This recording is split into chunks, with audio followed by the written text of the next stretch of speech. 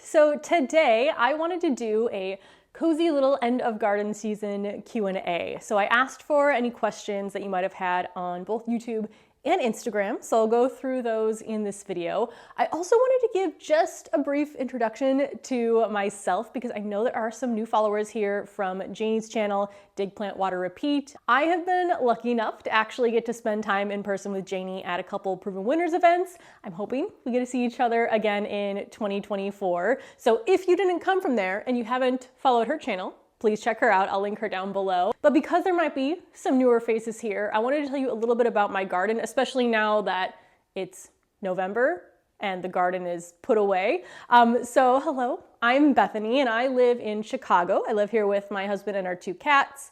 Now where we live, don't technically have a yard. We have a little parkway space out front, which is between the sidewalk and the street.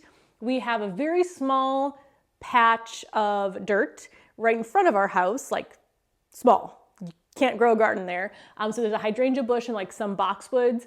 And then there's also like a cement patio, very small again. And that's all that we have at ground level. So I don't have a yard where I can garden actually like in the earth. So I always knew I wanted to have a garden. I helped my grandpa in his garden growing up. My mom and I would plant flowers every year. And when I moved to Chicago back in 2012, I think that's how long ago I moved here, I thought I wouldn't have a garden until I ever moved somewhere with a yard. But then I got tired of waiting. And as soon as we lived in an apartment that had a balcony that was very small, I got my first potted plant. Then as we moved and we got more outdoor space, I kind of expanded, and I'd say 2019 was the first year when I really had a container garden. We moved here into our home in 2020, so this is actually ours now. We're not renting, which means I can do almost whatever I want to it. And I now have an all container garden, so everything I grow is in containers. I have 2 decks that are each about 18 by 19 square feet. One, which is connected right there to this room, is east facing, so that gets the morning sun. The other one, which is connected to my office, gets the west facing sun, and that is my garden. So I have a bunch of different types of containers. I have elevated beds, I have grow bags, I have pots, but I've really come to, I feel like, start to master the art of having a garden without actually having a yard. And that is my whole goal of when I started sharing my journey here on YouTube, is that I know there must be a lot of other people like me, especially people living in cities where maybe they do have outdoor space, but it's not a yard. And I just want to show that you can grow plants anywhere you want. And if you don't have a yard, then you can grow houseplants. I'll link my houseplant tour down below as well. Now, I also wanted to talk a little bit about videos after garden season is over, because that's what this channel is typically about, is gardening. And although I have a few more garden tasks left, there's not really that much to do in the garden, and then we're pretty much inside until maybe April. I'll get back outside. Now I'll do like seed starting in March, but typically what I've done in years past is I will go from 3 videos a week. So right now I post Monday, Wednesday, Friday. I usually go down to 2, Monday and Wednesday, but I do feel like right now I have enough that I think is fun and interesting or helpful to share to still do 3 videos a week. But also let me know if there's anything that you'd be interested in seeing as well. So obviously I'll do like some houseplant related videos. The winter is when I really love like propagating my plants. I'll show you how I do that. I like to go thrifting and antiquing, and although I do that throughout the year, it definitely happens more often in the winter when, again, everyone is stuck inside here. And I'll definitely share some of the items that I like to get and maybe use them in a slightly different way than they were intended for my plants or my garden. I've been making some crafts. Obviously I have my dried flower tree here, and I don't think I showed you, but I added some fresh flowers to it. You would have seen that on Instagram, but other than that, I'll share some other crafts that I do throughout the winter, but let me know if there's anything specific that you think you would like to see, and I will try my best to include it. So with that, now let's go ahead into the question and answers. So I just had to run and grab my laptop because I took all the screenshots of the questions on my phone, and I went to grab my phone, but that's what I'm recording on right now. So that wouldn't have worked out, but now I email myself the questions and I have them right here. So first question is, what do I do with raised beds for winter in the city? They are the table light kind. So I'm assuming those are similar to mine, the elevated beds where they have 4 legs. the actual bed is lifted off of the ground. I don't do anything to my raised beds. Now that doesn't mean you shouldn't if you want to be extra careful. I'm kind of a person where I'm not extra careful at first and then I kind of learn my mistakes later along the way, which I think is totally fine. But I've left my raised beds out there now. I think this will be their 4th winter. So they've been through 3 winters, uncovered. Maybe you could tarp them if you wanted to give them a little bit of protection, but I do nothing. I maybe pull the plants, maybe don't. I think most of them I did empty out, but I still have some with plants in them. I don't do anything to the soil. I don't remove it for sure. I don't amend it until I plant in the spring, unless I do plant something in the fall.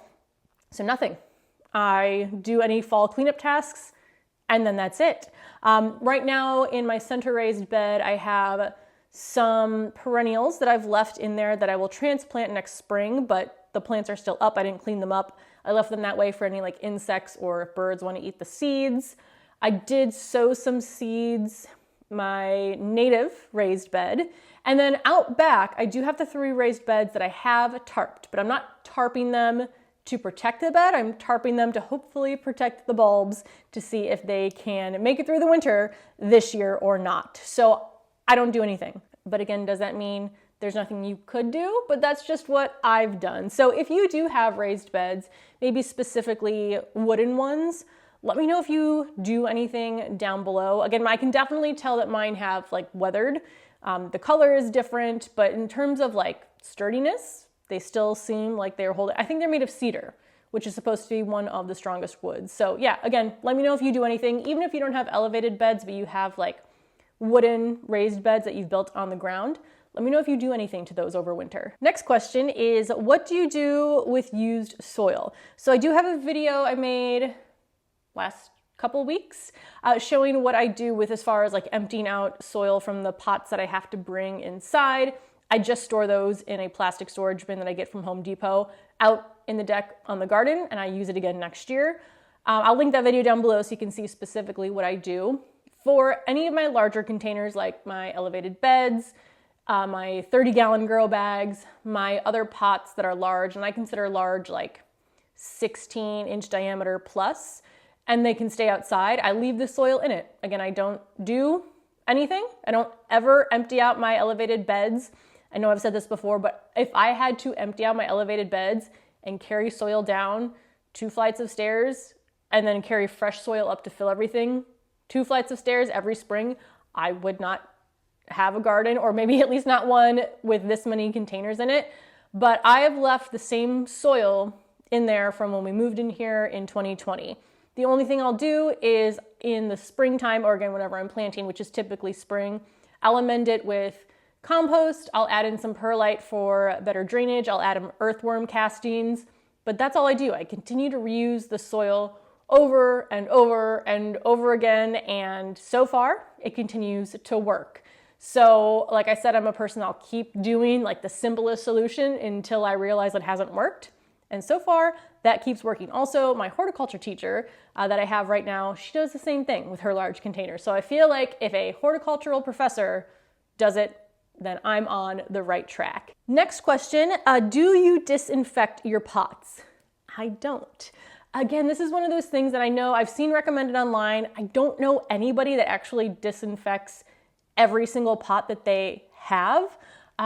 It's kind of one of those things that I think is commonly heard as a best practice, but again, keep it simple until it doesn't work. So I think I have the video cleaning up my pots that I'll link down below as well. But basically all I do for the ones that I empty out, because again, my like plastic pots that are large and raised beds, those never get disinfected because they never get completely emptied out. But like my terracotta pots, I'll empty out the soil, I spray them with the hose, I'll give them a scrub just to get some of the extra dirt off, let them dry, bring them inside. The only time I've disinfected a pot is if I've been growing something in it that had either something that I think was a fungal issue or some sort of virus. So there was one terracotta pot where even when I completely switched out the soil, everything I planted in it kept dying. So I did disinfect that one. I just use a solution of, I think it's like 10% bleach, 90% water, or 1 to 10 parts bleach to water. And then my pot that had the blueberry plant in it that got blight, I did go ahead and after I emptied out the soil, I went ahead with the bleach solution in that one as well, and then filled it with fresh soil. So unless I know that there was a problem and I'm trying to make sure that doesn't happen again, I don't disinfect them like on a regular basis, all of my pots every season. And again, so far, so good. Next question is, should I clip my heuchera for winter or leave the leaves for protection? So I have some heuchera growing in our parkway because it's a plant that has pretty good color with the foliage that works in shade. And I don't ever cut those back. Again, a lot of, obviously, advice that I give is based on my growing zone and my climate. And because it can get cold here and my parkway is raised up a little bit, so it's kind of like a raised bed, but in the parkway, having that foliage there can protect the crown of the plant. So I leave it as is. And then the leaves usually break down over winter and die back, and then it grows new. So I've never gone ahead and trimmed those back. I have trimmed back my hosta leaves just because I know, and those are in the parkway as well, I know sometimes like slugs and stuff can live under them or overwinter over them. So I think that's the only thing I cut back in winter on my hosta leaves. So no, I leave the heuchera, but I know that some people do clean up like their entire garden. So if you want to, you can, but I would recommend leaving them, especially if you do live in a climate where maybe it is a little bit colder in the winter and you just want to give a little bit of extra protection to the crown. Next question is, what is some advice that you can give to a beginner gardener? I can think of so many things. You know, one thing, I feel like this is just going to be I'll link this video down below, but I will link, I have a video specifically for like getting started with container gardening. But I would say I kind of have two main pieces of advice that kind of go together. So first is you will fail at growing plants. There's some plants that are going to fail. Sometimes it'll be your fault. Sometimes it'll be Mother Nature, but don't expect to have a perfect garden. I don't know anybody that has a perfect garden. I know a lot of people's gardens look perfect online because obviously we'd rather show off the pretty things than the ugly things in our garden, but nobody does not make mistakes. And if they say they do, they're probably lying. But I watch Gardener's World a lot, which is hosted by Monty Don. He talks all the time about the things that didn't go well or that even the mistakes he made. And I actually really enjoy making mistakes. It was hard at first because at first you assume everyone else is doing everything correctly and I'm the only one failing. But that's 100% not true, especially the more you talk to other gardeners.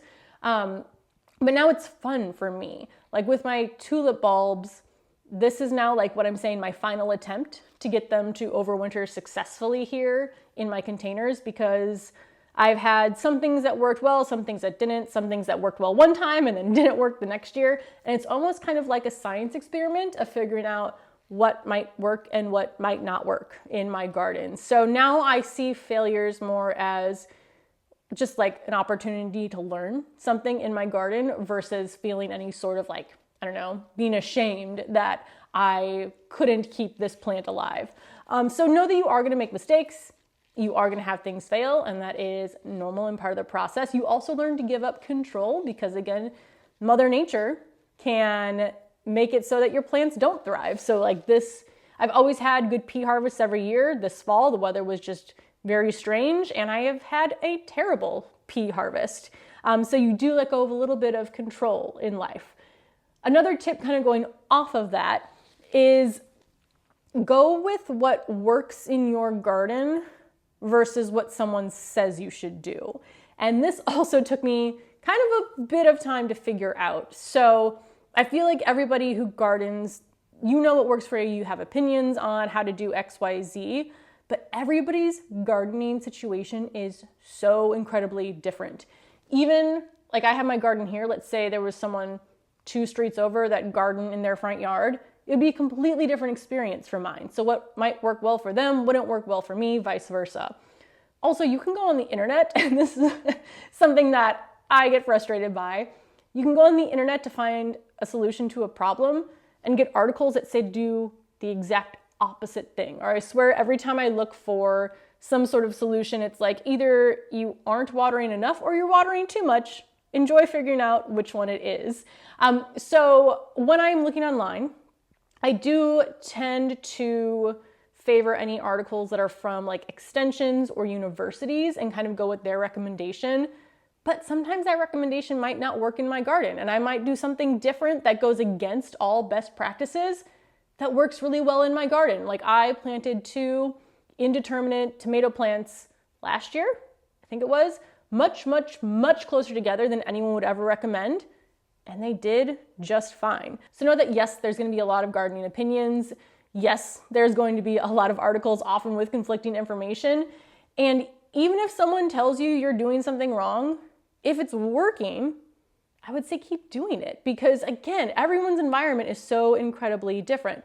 Now, I also have learned a lot from other gardeners saying like, hey, you might want to try XYZ, and I try it and it works. So I never just ignore any advice, but I try it. And if it works, I keep doing it. And if it doesn't work, I stop doing it. And that's just kind of my method in the garden. I continue to do what works for me, and I stop doing what doesn't work for me. And over time, you'll get to know your space more and more and become more familiar with it and start to trust your gut and your instinct when it comes to your own garden. So yeah, that is my best gardening advice, is know you're gonna fail, and then as you get familiar with your space, just do what works well for you in your garden. Next question is, do you ever collect zinnia seeds at the end of the season?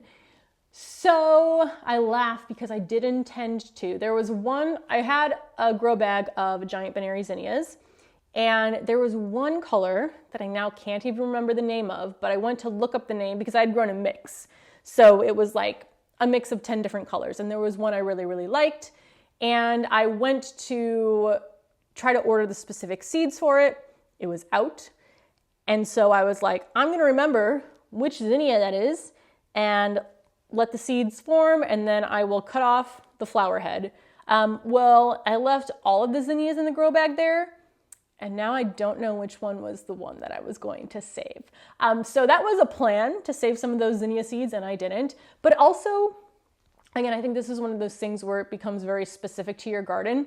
I don't actually save that many seeds year from year, because my garden is so small that typically if I get a pack of seeds, I'm maybe planting 3 to 6 plants in my garden from those seeds, like of a very specific variety.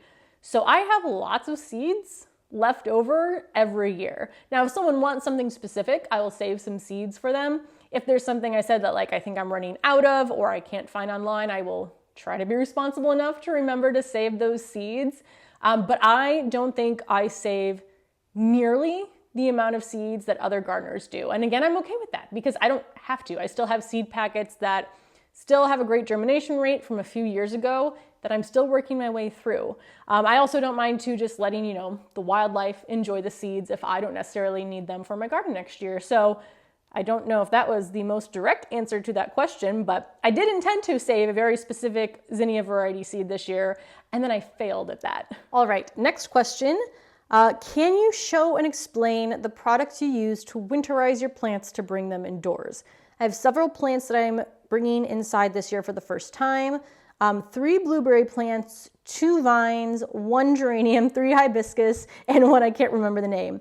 I made space in my basement. I sprayed and watered them with a neem oil product. So the first thing I would just say, and again, this will depend on the plant, is make sure that your basement is cold enough if there are chill hour requirements for any of the plants that you're bringing inside. For example, I know that blueberry plants do have chill requirements, so as long as your basement stays like 50 degrees or lower, then you should be fine, but make sure you're not like bringing them inside and it's the same, like our house, I don't know, is heated to like 68 degrees right now. That's way too warm for any plants that do need that chill requirement. Now, as far as what products I use, I don't use any.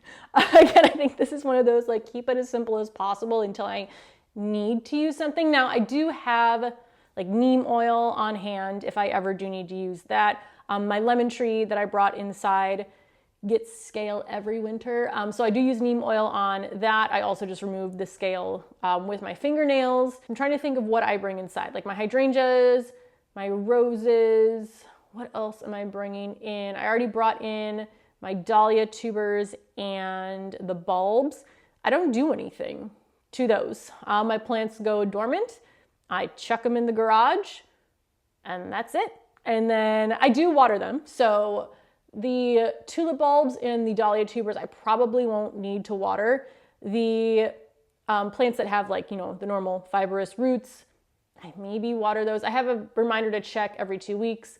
I maybe water them like once every 4 to 6 weeks, and it can depend upon the container size because plants still do need water in the winter, even if they are dormant. But yeah, I don't use any products. And I've never had any issues, again, like with pests or anything like that on the ones that I keep in the garage. Again, my lemon tree is the one that just always gets scale, so I do treat that with neem oil, but that's really the only thing that I think I use. Oh, you know what though?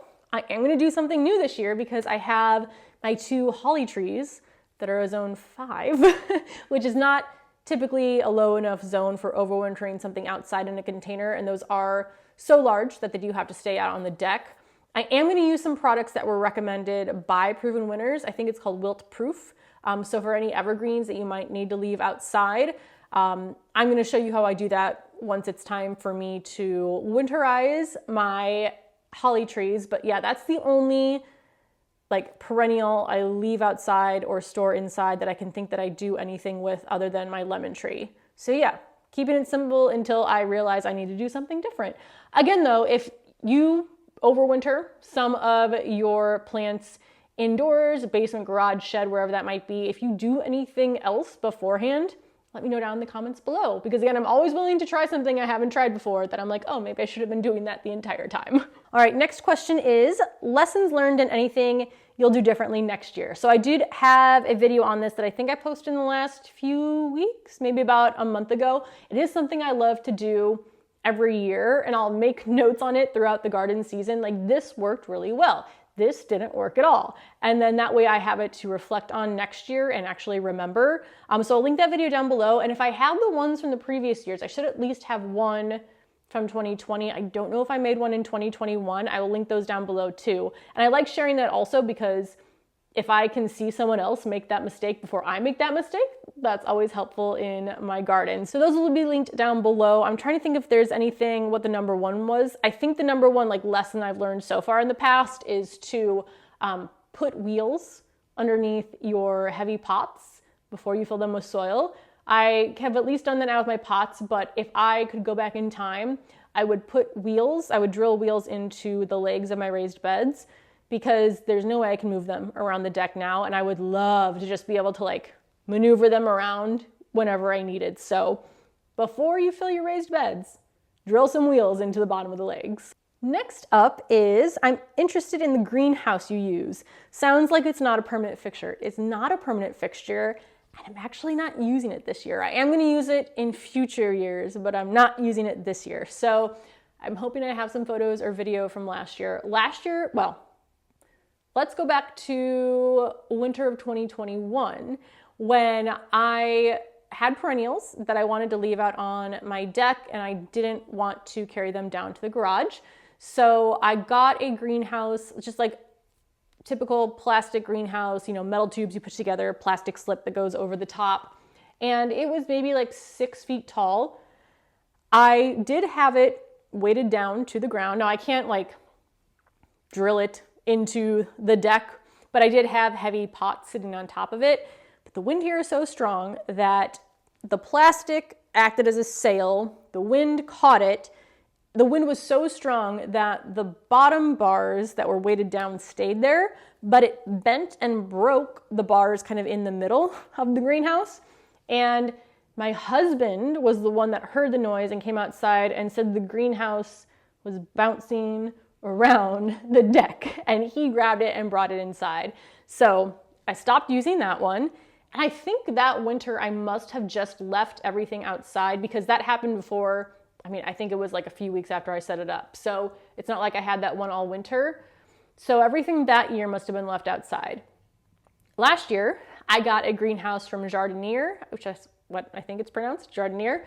I will link down the one I use because I really like it. So this one is basically the same style, metal bars, plastic covering, but it was maybe 3.5 feet tall, 4 feet tall. The dimensions should be on the link, but that is low enough that the wall around my deck is taller than the greenhouse, so the wind didn't sweep it away. I also, again, weighted it down, and then I pushed my patio furniture all the way around it, so it was basically protected on 4 sides.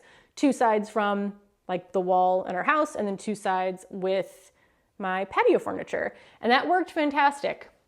In there, I overwintered successfully. Hydrangeas, roses, what else did I have in there? Just things that I wanted to give a little bit of extra protection to. What did not survive was a dahlia tuber. I did test that, storing my dahlias in the garage versus the greenhouse. The greenhouse still got way too cold. It kind of, I would say, maybe cut the temperature by like 10, 15 degrees. And what I was also surprised about in the greenhouse is that I don't think I watered any of my plants in there. The greenhouse stayed so moist that I didn't have to go out and water. I did open it even a few times throughout the winter, like the flaps on the side, because I was afraid it was staying too moist and humid. So do keep that in mind if you live in a humid environment. But I really liked it and it worked well. Now, the only reason I'm not setting it up this year is that the plants I'm overwintering, I can still carry down to the garage. Like they're still small enough, and I would rather do that. I have a lot of new plants that I just got this year that are still relatively small. I want to give them the best chance, and the garage just provides a bit more protection for them. But probably starting next year, a good handful of them are going to be too large for me to move down. So I think there is, what's going to stay outside on this back deck are my 2 holly trees, and those would have been too tall anyway to fit in the greenhouse. And then there's 1 hydrangea that is in a pot that's too heavy for me to carry downstairs. And I didn't want to set up the whole greenhouse for just 1 plant. So that's why I'm not setting it up this year, but it is still in my closet, and I will definitely be using it in future years as the perennials start to grow. Again, fingers crossed, unless I kill them, that they'll continue to grow and get larger, and then I'll need to put them in the greenhouse when I can no longer carry them downstairs. But yeah, it's just a plastic greenhouse, jardiniere, nothing really special about it. It just works really well. Now, Pam, so we had a back and forth on this, and I think I didn't see your replies, so I apologize for that. But Pam's question was, have you ever thought of adding a few hardy hibiscus to your garden? Last spring, about 8 hardy hibiscus from Proven Winners, multiple colors. I planted 3, kept 5 in pots on the deck. They're absolutely stunning. So, oh, and she lives in 5B, Wisconsin. So here was what I said, and kind of like my feeling is, I really like how they look. But similar to elephant ear plants, which I grew one last year, I almost feel like they'd be too tropical in my garden. Like they wouldn't really fit in with anything else. But then I think, what does she say here? All right, so she kept them outside over winter. She cuts back the hibiscus to 8 inches and puts it in the garage. So that is what I would do. The variety of colors don't look tropical at all. So I think if I go for a light colored hibiscus, then like a very light pink or maybe even a white hibiscus, I think that would look really pretty. So I might try a hibiscus this year because I do love the flowers. The flowers are beautiful. They bloom a bit later in the season, which works really well, you know, as other things start to kind of die back a bit. So I might maybe add hibiscus next year. I'll be on the lookout for varieties that have those lighter colors though, because I think that would work a bit more in my garden and something that might look a little bit more tropical. So if you have any of your favorite hibiscus varieties, let me know down below. And then last question I have on my list is, what made you start gardening? So I mentioned this a little bit, but when I was little, my favorite memory, or one of my favorite memories, is helping my grandpa in his garden in Maryville, Indiana. It was just like in the backyard, rows of plants. I specifically remember the rhubarb plant, which is why I have 2 rhubarb plants now in my garden, because he would cut the stems off and I would like eat it as we were helping. And I remember I really love sour things. I can eat lemons whole. So I remember really enjoying that flavor as a child. And then my grandma would make strawberry rhubarb pie with the rhubarb that we would harvest. So I always have that memory and knew that I wanted to do that one day on my own. And then with my mom, we never had like a full garden like that, but we did have raspberry bushes behind our shed, which is also why I have a raspberry bush. It's my favorite fruit. And there was a little flower bed that we would always plant flowers. And if I'm not mistaken, I feel like we even like switched them out for the holidays. Like I swear we planted red, white, and blue around 4th of July and then like switched them out again. So maybe I'm misremembering that. But I always just grew up kind of around gardening. Oh, we also had pear trees.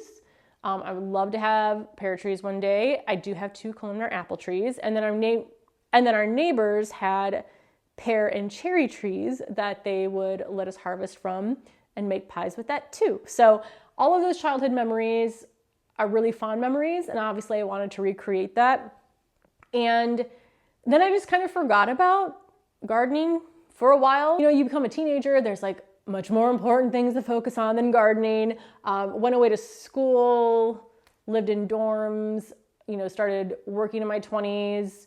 And I even remember one of the apartments, there was the option of either having a larger bedroom or an outdoor small deck. And I chose the bedroom because I was like, I'll never hang out on a deck. Completely different now. So yeah, I think I just kind of like forgot about it for a bit. And then when I moved to Chicago in 2012, for the first 3 years, I had absolutely no outdoor space. Then my husband and I, we were dating, we moved into an apartment together with a very small balcony. And that was when I first got like 3 pots of plants. I had no idea what I was doing. And then we moved into a different apartment, which had a slightly larger deck, but it was almost full shade. And I tried to grow a tomato plant in a pot this big, and that did not work. So that's when I kind of started, but it wasn't the like I knew what I was doing. It was just kind of like, oh, I'll get this random plant and put it in this random pot and assume that it'll work. Then we moved into, or we were renting another place that had like a deck similar to the decks that we have now. That was the place before we moved here. And I got my first raised bed. I got the 30-gallon grow bags, which I still have, but that's just kind of when it all switched. When I had the opportunity, I was like, you know what, I'm just going to do this. Like people have to garden on decks. There's pots I can put out here. It's going to work. And that's when I started. I started with way too many cherry tomato plants. I had just a few petunias. It felt like such a huge garden at the time. But now, like compared to now, I'm like, oh, that was nothing. And that's when I first started like actually looking up information on Google and reading about how to correctly plant a tomato plant and what space it actually needs to grow. And that really kind of started it. And then when we were finally looking to purchase a place, outdoor space was required. Hose access or faucet water access on the deck was required because the place we were renting did not have that. And that I just kind of like, it was now that we had the place that was ours and I didn't have to worry about, you know, not that I want to mess up our home, but I don't have to worry as much about like messing up someone else's place that I'm renting. Like I know I'm responsible for this and I have total control over it. This is when I just kind of went wild and got all of the new raised beds that I have. You know, I went from one at our last place to now I have 1, 2, 3, 4, 5, 6, 7, a bunch more pots, my flower cart. I've learned over the years what really works well and what doesn't. And then this past spring semester, I think I started looking into it last year.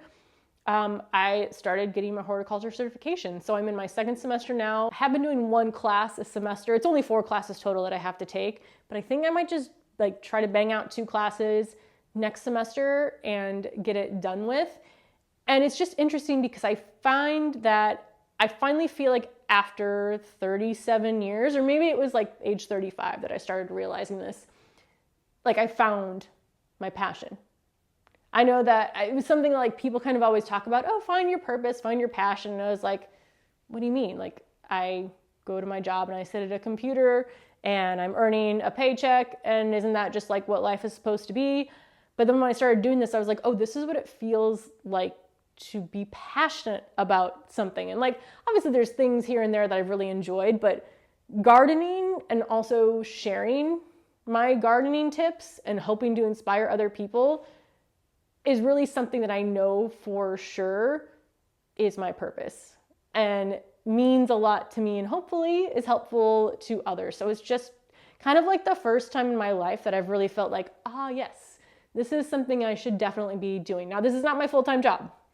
I do not earn enough money here at all to support myself. So I work in digital marketing. I'm a consultant. That's like how I earn my regular paycheck. But being able to do this on the side has just been really, really fun. And I would do this even if I didn't make like the extra couple $100 from YouTube that I make a month.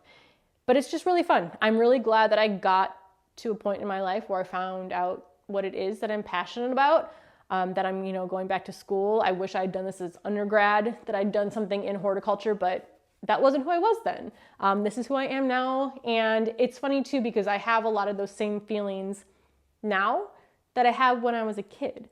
And so it's almost like I've come full circle in some way. So I'm really excited. I love what I'm doing with my garden.